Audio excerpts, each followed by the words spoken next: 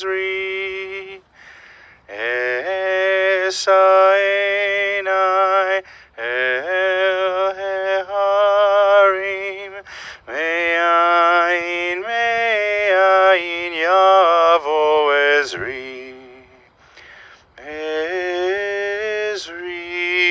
Me'im Adonai Ose Shamayim Va'aretz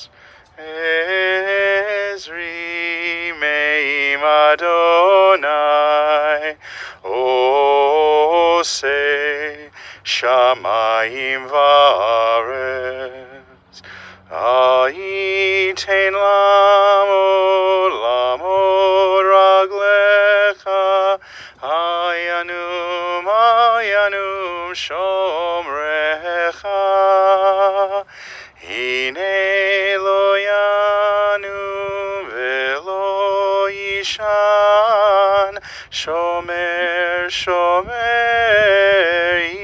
Yisrael Adonai Shomrecha Adonai tzilcha al yad yeminecha Adonai Shomrecha Adonai tzilcha al yad yeminecha Yomam HaShemesh lo yakeka Yareach balayla Adonai yishmorcha mikora Yishmor et nafshecha Adonai yishmor tzedcha uvoecha me'ata ve'ad olam. Adonai yishmor tzedcha uvoecha me'ata ve'ad olam. Al mekoma tavo v'shalom.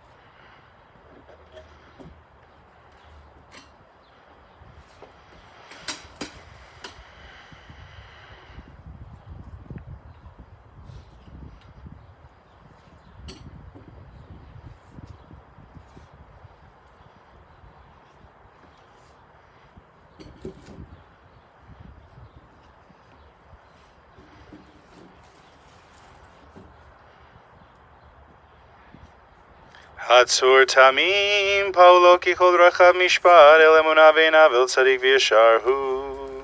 Tzadik atadonai lamidu lachayot, asher b'yadcha pigaron kuruchot, chalil lecha zichronin limchot, v'yihiyu na'einecha v'rachamim aleinu v'kuchot, ki lecha Adonai rachamim v'haslichot. Baruch atah Adonai Eloheinu melech haolam dayan haemet. Praised are you, Adonai our God, who rules the universe, the judge of truth. Adonai natan v'Adonai lakach, Yishem Adonai mevarach. Be'urachum yechaber b'am v'lo yashchid, v'yirba la'shiva po v'lo yorko chamato, v'yashov he'afar al ha'aretz shehaya, ve'aruach tashuv el Elohim asher netana. The dust returns to the earth as it was, but the spirit returns to God who gave it. May our beloved soul be bound up in the bond of life eternal, and may Adonai, may God send comfort to those who mourn and grant strength to those whose burden is sorrow. Thank you to everyone who is able to be here this morning at the cemetery, and especially to everyone who is tuning into our broadcast. Of course, we know there are many people watching who wish they could be here with us right now during this pandemic, which we're now unfortunately too used to over a year into it. We're familiar with the fact that our familiar rituals and rites, which we hold so near and dear to us in Jewish tradition, are at a distance from us. But still, we are thankful for technology and the fact that people watching can send messages, emails, phone calls, text messages, and also watch and be participants in this service so that we can join our hearts together, not only to grant comfort and strength to those of you who are here who are in mourning, those of you who are watching who are in mourning, but also to come together and join our hearts together to honor a remarkable and very special lady. In Jewish tradition, it is the highest form of respect we can offer to pay tribute to someone's life and to accompany her here to her final resting place. Today we do that for Mildred Gutkin, Milka bat Avram Elia Visonia, the daughter of Alex and Sonia Shanis, Zichronam Livracha, of blessed memory. Mildred passed away Sunday, the 29th day in the Hebrew month of Nisan. She was 99. She was predeceased by her husband of 58 years, whom she will now be buried beside, Harry Gutkin, as well by her daughter Risa, by her brother Labe, and by her parents, all of blessed memory, Zichronam Livracha. Mildred is deeply mourned by her daughter and son-in-law, Didi and Zelig, her son Ralph, her son-in-law David, and her grandchildren and their husbands and wives, Josh and Kate, Daniel, Gabe, Deborah and Chris, Jonathan and Chaya, Adam and Risa, Laura and Matt, Jessica and Dov. She is also lovingly remembered and will continue to live on through stories and memories shared with her 14 great-grandchildren, Claire, Adam, Rosalie, Moshe, Shmuel, Sarah, Ruvain, Tamara, Noah, Ruby, Jude, Liam, Betty, and Frankie. I have the honor of delivering the first hesped, the first eulogy, and then later you'll hear from Jessica, who will speak on behalf of the grandkids. And in Jessica's tribute, you will hear her talk about how Mildred's grandkids saw her as a pioneer. They saw her as a role model, an inspiration. She was a working woman decades ahead of her time, I would say, when that sort of thing was quite rare for someone born in the 20s, grew up in the Depression, the war, and life after the war. Someone who blazed trails going to university, furthering her education, and then dedicating herself to a career as an English professor. But also someone who never once sacrificed what was truly her number one priority in life, her family, and never hesitated to put her career on pause to become a mom, but also didn't hesitate when her kids were grown and in school to get back to the books and the world of academia. Mildred ended up teaching English at the University of Manitoba for over 30 years, becoming associate professor and assistant head. Her reputation as a teacher was first-rate. Tough-minded, intelligent, She had an analytical mind. Colleagues and students would say a mind like a steel trap. She was rigorous and thorough in her instruction and someone with well-known high expectations of her students. Her reputation as a marker spoke for itself.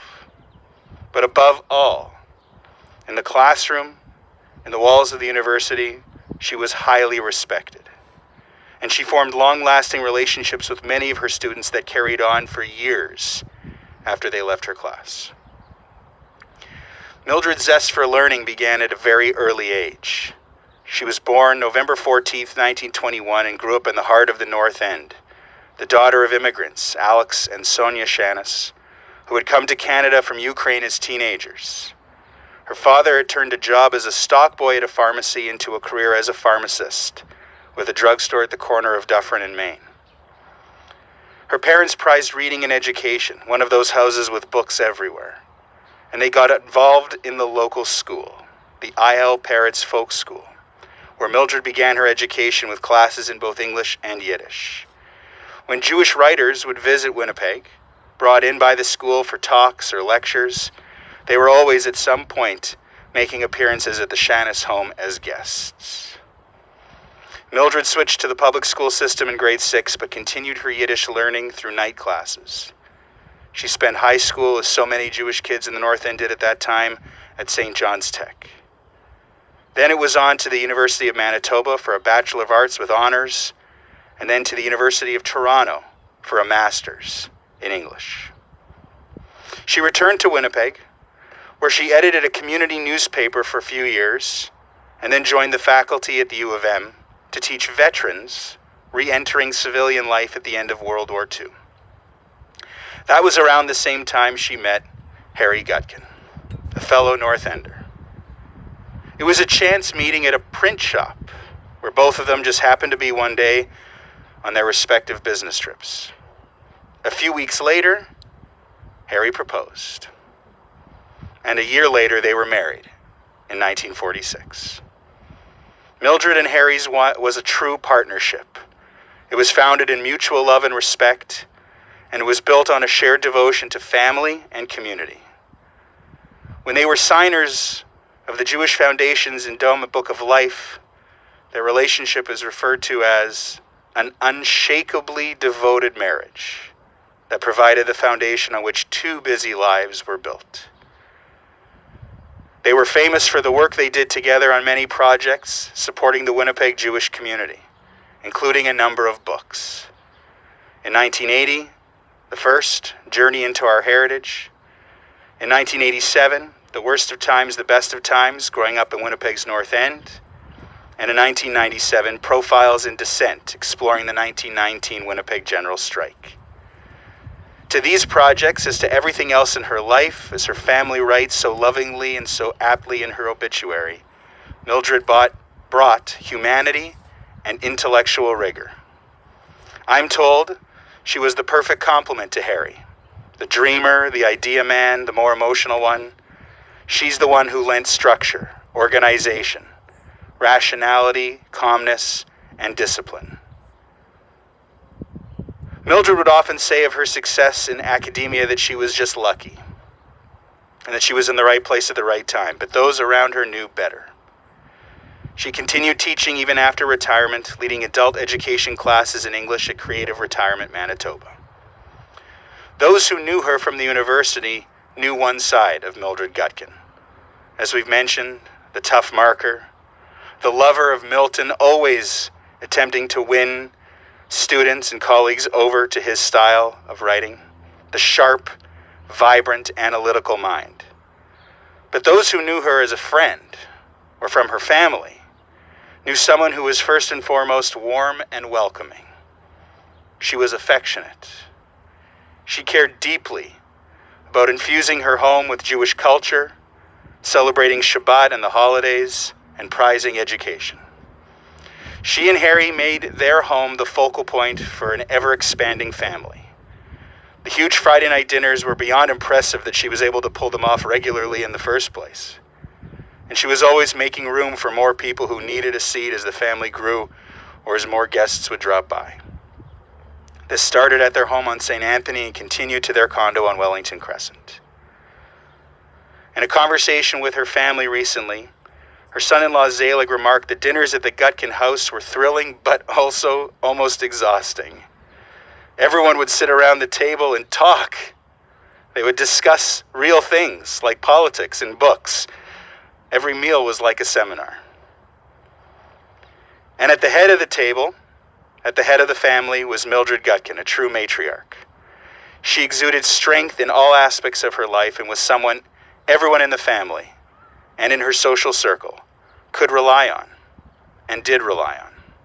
Through challenging times, she was a bedrock of stability for her family, an abiding source of care, counsel, and support. After Harry's passing in 2004, Mildred moved to Peterborough and into the Royal Gardens. The center of the family moved with her, and she took on Facebook and email to stay in touch, proving once again that she was ahead of her times. And as loved ones now located everywhere, from Seattle to Israel, she would keep welcoming as they made trips to see her. The staff at Royal Gardens loved her, as did her fellow residents, especially because of the endless parade of visiting grandkids and great-grandkids she brought with her. Mildred Gutkin's passing marks the end of an era. She's the last of her generation in this family, and one of the few left in this community. She certainly grew up in a different time. But her work and what she passes on to her family, the stories that will continue to be told, bridge the gap from the past through the present and into the future, leaving behind a legacy, not just a family great in numbers, but a family that has incredible quality of mind and love to look back on and to share going forward. A lot of that will be reflected in what Jessica is going to say on behalf of the grandkids, and it's my honor to call her up now at this time.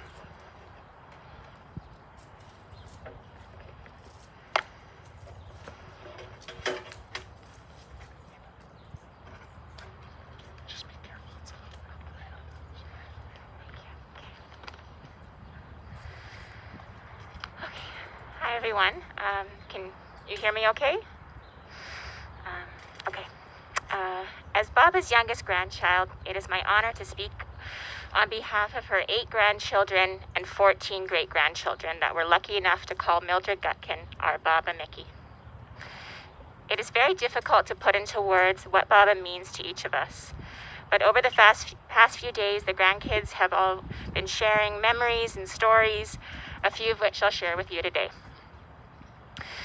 Baba was a true pioneer, as Matthew mentioned, and not just because she was actively using Facebook, killing some of us in online Scrabble and writing emails up until a couple years ago. Much more than that, Baba was the true embodiment of female empowerment, made all the more impressive given the male-dominated era she grew up in. After having her children, Baba forged a very non-traditional path at the time, choosing an extensive career in education, serving as the university professor and well-respected educator. Together with our Zeta Harry, Baba was the pillar of our family. Her warm heart, unparalleled resilience, endless wisdom, and unconditional love was the guiding force throughout our lives. Baba and Zeta provided an exemplary model for marriage as they supported one another and showed a deep pride for one another's accomplishments, of which there were many.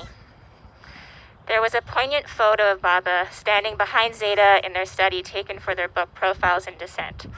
For us, this photo perfectly captures their incredible partnership and unique ability to collaborate in all aspects of their lives.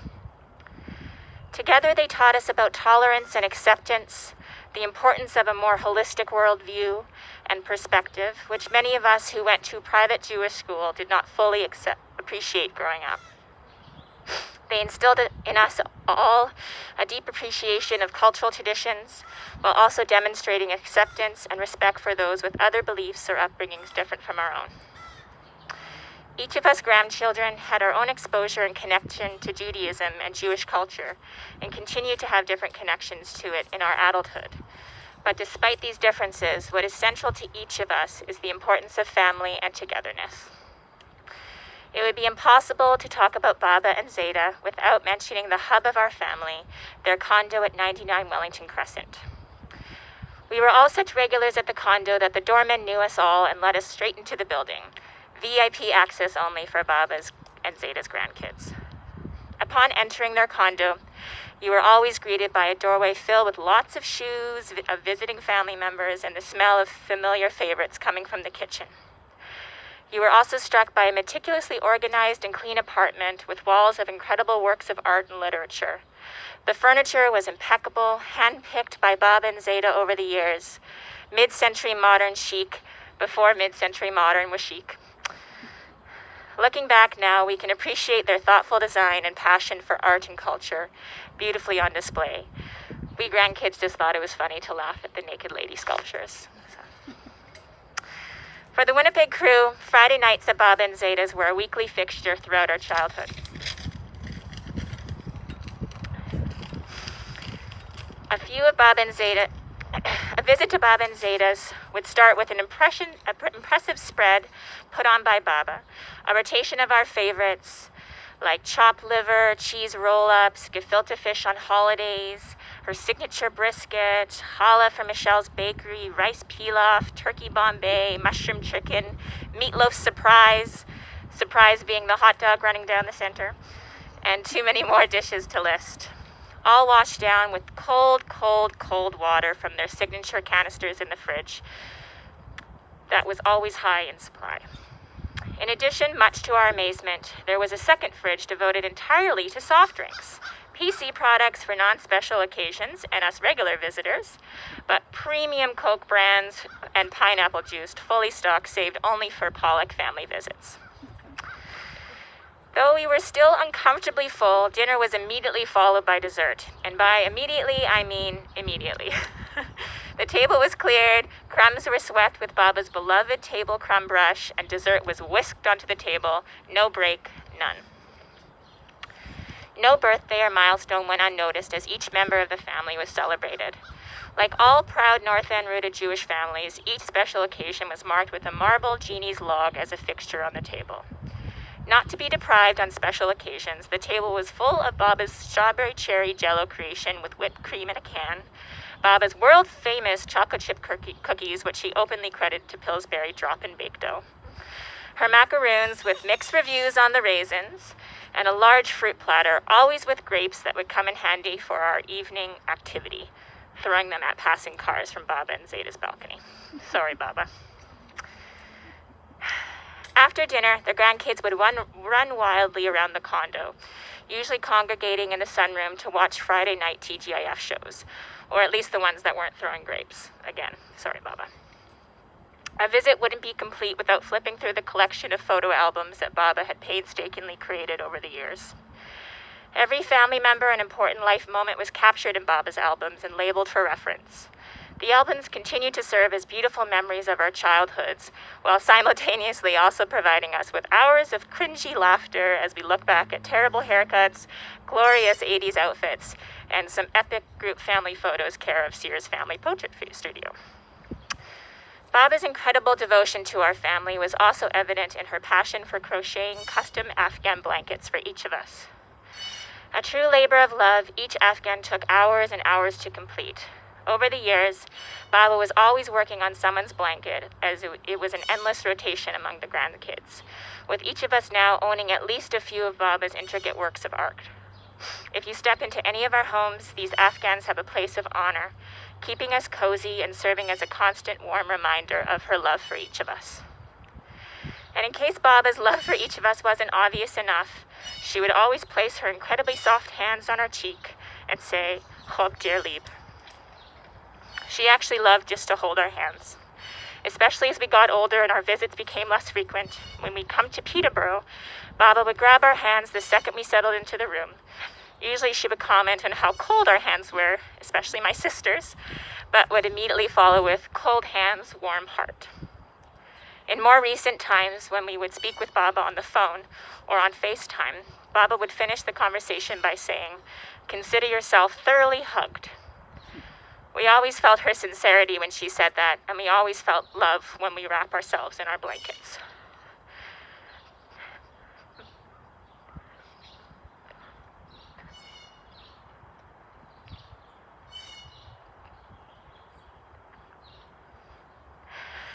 Baba, we will miss your presence and family get-together.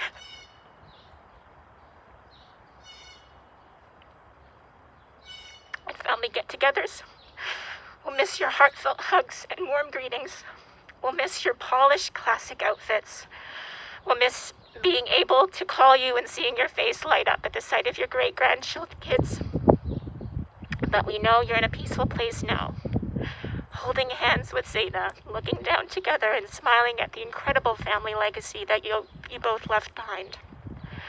Tara Baba, as you would say, Chob der Lieb.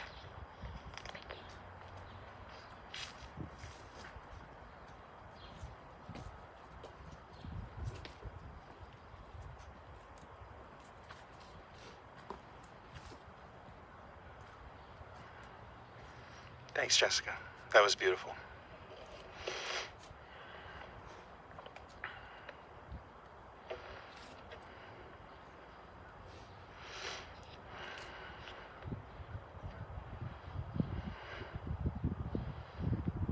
There's a passage in the Talmud quoted to a rabbi named Yochanan where he says, "Our father Jacob is not dead." And Rabbi Nachman responds, basically, what are you talking about? Was it for naught that Jacob was mourned, prepared for eternal rest, and buried? And Rabbi Yochanan replied, as Jacob's children are alive, so too is Jacob alive. And today I would add, with grandkids and great-grandkids to share the story. Never more true. After all, I was told, and there was some debate as to whether or not I would share the story, but I think that it needs to be said, that basically the last thing that Mildred said was, everybody come to the table, which is where everybody learned of her love and where the stories will continue to be shared. Her place will always be there.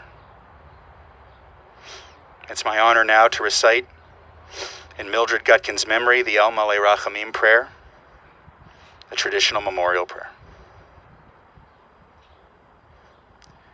El Malei Rachamim, Shochein Bamromim, Hamtzei Menucha Nechona Tachat Kanfei Hashchina, B'malot Kedoshim Uteorim, Kizohar Arakia Mazhirim, Et Nishmat Milka Bat Avrom Eliyav Sonia She'alcha Le'olama Began Eidente Menuchata Anabal Harachamim Hasti rea beseter kenafecha leolamim Utzror bitzror achayim en nishmata Adonai hu nachalata v'tanuach b'shalom Hamishkava Ben Omar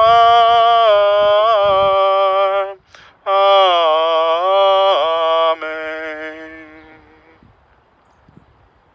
Exalted, compassionate God, grant infinite rest in your sheltering presence among the holy and the pure to the soul of Mildred Gutkin,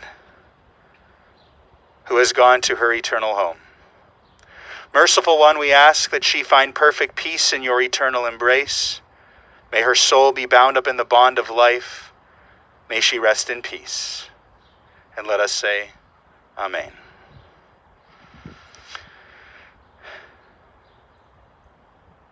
In a moment, we'll conclude our service with the recitation of the Mourner's Kaddish, and loved ones who are here will be able to participate in the familiar ritual of shoveling earth into the grave, which is an extension of what we mentioned at the beginning of our service today, caring for our loved ones until the very end. We believe that to shovel earth is a mitzvah, a righteous act which we do without any hope of reward. We believe our loved ones deserve to be buried by kind, knowing, sorrowful hands, our own hands, hands which once held their hands. It can be a painful act, but we remind ourselves in these moments that it is one born of love and compassion for someone who meant so much to so many people. I want to thank again everyone who was able to tune into our service. I want to thank everyone who is here, and especially the pallbearers for that mitzvah at the beginning as well.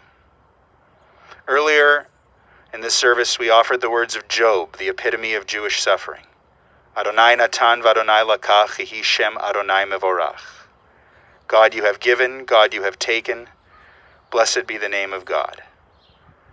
May the memory of Mildred Gutkin be a blessing, as we mark that her essence will never leave our hearts and our souls. To the family we say, Hamakom yenachem etchem betoch she'ar evelei Tzion v'Yerushalayim. May you be comforted and consoled among all those in mourning or who have ever been in mourning. As we turn now to the words of the Mourner's Kaddish. Yitgadal v'yitgadash shemei Rabbah, be'alma divra chirutei v'yamlich malchutei, b'chayechon uv'yomechon uv'chayei d'chol beit Yisrael, ba'agala uv'izman kariv v'imru Amen. Yehei shmei Rabbah mevorach le'olam u'lalmei almaya. Yibarach v'yishtabach v'yitpa'ar v'yitromam v'yitnaseh. V'yithadar v'yitale v'yithalal shemei d'kudsha b'richu. Le'ela min kol birchata v'shirata tushbechata v'nechemata damiran be'alma v'imru Amen. Yehei shlama Rabbah min Shemaya v'chayim aleinu v'al kol Yisrael v'imru Amen. Oseh shalom bimromav hu ya'aseh shalom aleinu v'al kol Yisrael v'imru Amen. May the one who creates peace and harmony on high bring peace and harmony to us, to all Israel, and to all of humanity. As again we say, Amen. Thank you to everyone. Thank you to everyone watching. For those of you who want to participate in the shoveling, there are shovels on both sides. Most people usually pour 3 shovelfuls of earth, but some people use the front of the shovel, and some people use the back of the shovel. Some people return the shovel to the earth, some people pass it to the next person. Whatever is the custom with which you are familiar, we encourage you to embrace that custom. And if the large shovels are too overwhelming, there's a small pail right in front of me here with a small shovel in it that you can use as well. And just ask you to be careful, because sometimes this time of year things are a little bit slippery around the gravesite. Thank you again to everyone. Thank you.